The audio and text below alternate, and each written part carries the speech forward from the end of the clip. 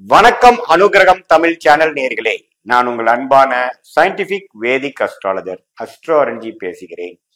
நல்லது நினைப்போம், நல்லதே நடக்கும். தொடர்ந்து நம்மளுடைய வீடியோஸ் பார்த்துட்டு இருப்பீங்க நம்புறேன். அறிவியல் சார்ந்த ஜோதிட கருத்துக்களை பார்த்து கொண்டிருக்கிறோம். எந்த இடத்திலும் பரிகாரங்கள், மூட நம்பிக்கைகள் அதுக்குள்ளெல்லாம் போகாமல், மிகைப்படுத்தாமல் உள்ளது உள்ளவாறு நம்மளுடைய கர்மா எப்படி செயல்படுகிறது, நம்மளுடைய ஜாதகத்துல ஒரு கிரகத்தின் இருக்கக்கூடிய ஸ்தானபலம், திக்பலம், திருக்பலம், மற்ற அமைப்புகள்லாம் வைத்து பார்த்து உங்களுடைய போன ஜென்மத்தில் செய்த கூட்டு கர்மா எப்படி இந்த ஜென்மத்தில் ஒரு வாழ்க்கை சம்பவங்களாக, ஒரு சாதகமான சம்பவங்களாக, சாதகமற்ற சம்பவங்களாக, அது எந்த மாதிரி ஒரு டைரக்ஷன்ல நம்மளோட வாழ்க்கையை கொண்டு போகுது, எந்த துறையில போறோம், எப்படி போறோம், எந்த நேரத்துல நடக்க போகுது, எது மாதிரி முடிவுகளை எப்ப எடுப்பது நல்லது, எந்த நேரத்தில் வேகமாக போகணும், எந்த நேரத்தில் அடக்கி வாசிக்கணும், அது மாதிரி விஷயங்கள்லாம் துல்லியமாக இந்திய வேத ஜோதிடம் அடிப்படையான சயின்டிபிக் வேதிக் அஸ்ட்ராலஜி முறையில பார்த்து கொண்டிருக்கிறோம். அந்த வகையில இந்த வீடியோல ரிஷபராசிக்காரர்களுக்கு 2025 எத்தகைய ஒரு மாதமாக இருக்குங்கிறதுல இரண்டாவது ஹாஃப் என்று சொல்லப்படுகிற ஜூலை 1ஆம் தேதியிலிருந்து டிசம்பர் 31ஆம் தேதி வரைக்கும் 183 நாட்கள் the second half of 2025 எப்படி இருக்க போகுதுங்கிறத நாம கொஞ்சம் டீட்டெயிலா பார்க்க போறோம். அதற்கு முன்னாடி நம்மளோட சேனலுக்கு ஃபர்ஸ்ட் டைம் வரவங்க சப்ஸ்கிரைப் பண்ணுங்க. ஸோ தொடர்ந்து நம்மளோட வீடியோஸ் உங்களை அடையும். இப்ப பாத்தீங்கன்னா ரிஷபராசிக்காரர்களுக்கு ஆண்டு கிரகங்கள் எப்படி இருக்கு, ஆண்டு பயிற்சிகள் ஆகக்கூடிய கிரகங்கள் எப்படி இருக்குன்னா, குரு 2ஆம் இடத்துல மே 15ஆம் தேதி 14ஆம் தேதியே பயிற்சி ஆகிவிட்டார். மே 19ஆம் தேதி ராகு கேது பயிற்சியாகி குரு 2ஆம் இடத்திலும், ராகு 10ஆம் இடத்திலும், கேது 4ஆம் இடத்திலும் இருக்கிறார். 11ஆம் இடத்தில் சனி மார்ச் 29, 2025 இடம் பெயர்ந்து விட்டார். ஸோ பயிற்சிகள் எல்லாம் முடிந்து இந்த செகண்ட் ஹாஃப் ஆஃப் 2025 ஆரம்பமாக போகிறது. ஜூலை மாதம் 1ஆம் தேதி. அது எத்தகைய ஒரு 6 மாத காலகட்டமாக ரிஷபராசிக்காரர்களுக்கு இருக்க போகுதுன்னு நம்ம கொஞ்சம் துல்லியமா பார்க்க போறோம். இப்ப பாத்தீங்கன்னா 2ஆம் இடத்துல குரு வந்தது நல்ல ஒரு விஷயம். கேஷ் ஃப்ளோ இம்ப்ரூவ் பண்ணும். தொழிலதிபர்கள், வேலையில இருக்கிறவங்களுக்கு எல்லாம் கொஞ்சம் பணப்புழக்காட்டங்கள் அதிகமாகும், குடுக்கல் வாங்கல் அதிகமாகும், இன்வெஸ்ட்மெண்ட்ஸ் அதிகமாகும், ஷேர் மார்க்கெட்டு அதுல இன்வெஸ்ட் பண்ணக்கூடியது. அதே சமயத்துல வெளிமாநிலம், வெளிநாட்டு டிராவலும் அதிகமா கொடுக்கும் உங்களுக்கு. ஸோ ரிஷபராசிக்காரர்கள் நார்மலா கொஞ்சம் டிராவலிங் கம்மியா பண்றவங்களா இருந்தா இந்த டைம் கொஞ்சம் டிராவலிங் பண்ணுவீங்க. நார்மலா கொஞ்சம் கேஷ் ஃப்ளோ இவ்வளவுதான் இருக்கும்னா கொஞ்சம் கேஷ் ஃப்ளோ அதிகமா இருக்கும். அது மாதிரி விஷயங்கள்லாம் உங்களுக்கு கொஞ்சம் கிடைக்கக்கூடிய அமைப்பு. மனைவி மூலமாக மற்றவங்களுடைய பணம் நம்ம கொஞ்சம் கிடைக்கிறது, ஏதோ ஒரு சுப விஷயத்தினால கிடைக்கிறது, கிஃப்டா வர்றது, இன்ஹெரிட்டன்ஸா வர்றது, பூர்வீகத்துல வர்றது, அது மாதிரி ஒரு நல்ல விஷயங்கள் கொடுக்கக்கூடிய அமைப்பு குரு கொடுக்குறாரு. அதே சமயத்துல சனி 11ஆம் இடத்துல இருந்து அருமையான ஒரு அமைப்பு கொடுத்து நல்ல ஒரு நிம்மதியான ஒரு அமைப்பு, பெருமூச்சு விடுற மாதிரி. பழைய 2.5 வருடமாக 2023, 24 வேலை வேலை வேலைன்ட்டு எல்லாம் முயற்சிகளாக செய்து கொண்டிருந்ததுக்கு இப்ப அதுக்கு தக்க ஒரு அறுவடை செய்யக்கூடிய ஒரு நல்ல பலன்களை கொடுக்கக்கூடிய ஒரு அறுவடை செய்யக்கூடிய ஒரு காலகட்டமாக இருக்குதுங்க. சனி 11ஆம் இடத்துல இருக்கிறது. சோ அதுவும் அந்த 6 மாசம் 183 நாட்களுக்கு ஒரு சாதகமான ஒரு அமைப்பு தான். ராகு 10ஆம் இடத்துல குரு பார்வை பெறும் பொழுது சில புதிய உத்வேகம், புதிய முயற்சி, அடுத்த ஏரியால அடுத்த டெரிட்டரியில போய் பண்றது, புதுசா ஒரு பிரான்ச் போடுறது, தெரியாத இடத்துல போய் கொஞ்சம் பண்றது, இது மாதிரி சில விஷயங்கள்லாம் நம்ம வாழ்க்கையில கொஞ்சம் செய்ய போறோம். தொழில இருக்கிறவங்க இன்னொரு அபிவிருத்தி பண்ண போறாங்க. வெளிநாடு இம்போர்ட் எக்ஸ்போர்ட், வேற ஊர்ல போய் ஒரு புதுசான ஒரு டெரிட்டரியில போய் நம்ம ஜெயிக்கிறது, ஆர்டர்ஸ் எடுக்கிறது, படிக்கிற பசங்க பாத்தீங்கன்னா வெளியூர் போய் படிக்கிறது, இது மாதிரி விஷயங்கள்லாம் கொடுக்கக்கூடிய அமைப்புகள் கண்டிப்பா ரிஷபராசிக்காரர்களுக்கு எல்லா வயதினருக்கும் கொடுக்கக்கூடிய அமைப்புகள் உண்டு.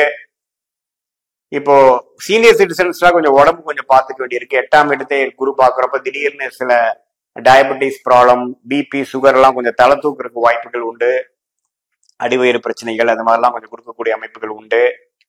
ஸோ பொதுவா பார்க்கும் பொழுது இந்த குரு பாத்தீங்கன்னா கேஷ் ஃப்ளோ, டிராவலிங் அது மாதிரி விஷயத்துக்கு நம்ம சாதகமாகவும், மன நிம்மதியும், ஒரு பெரிய பிரச்சனை இல்லாமல் ஓரளவுக்கு வாழக்கூடிய அமைப்புகள் கொடுக்கக்கூடிய மிகப்பெரிய 2 கிரகமாகிய சனியும் குருவும் கொடுக்குறாங்க. ராகு கேது பாத்தீங்கன்னா தாயார், இடம், வீடு, வண்டி, வாகனம் அது மாதிரி விஷயத்துல சில ஆக்டிவிட்டிஸ், தொழில நான் முதலே சொன்ன மாதிரி ஒரு உத்வேகமான முயற்சி, வீட்டை மாத்தி அமைக்கிறது, ஒரு பழைய வண்டியை கொடுத்து புது வண்டி வாங்குறது, தாயாருக்கு உடல்நிலை கொஞ்சம் பிரச்சனைகளால அவங்களுக்கு கொஞ்சம் பாக்குறது, இது மாதிரி சில பல விஷயங்கள் வந்து மூவபிள் அண்ட் இம்மூவபிள் ப்ராப்பர்ட்டிஸ்க்கு வேணுங்கிற சில ஆக்டிவிட்டிஸ் எல்லாம் கொஞ்சம் பண்ண வேண்டியது. குறிப்பா ராகு திசை கேது திசை நடக்கிறவங்களுக்கு எல்லாம் இது அதிகமாவே நீங்க பார்க்கலாம்.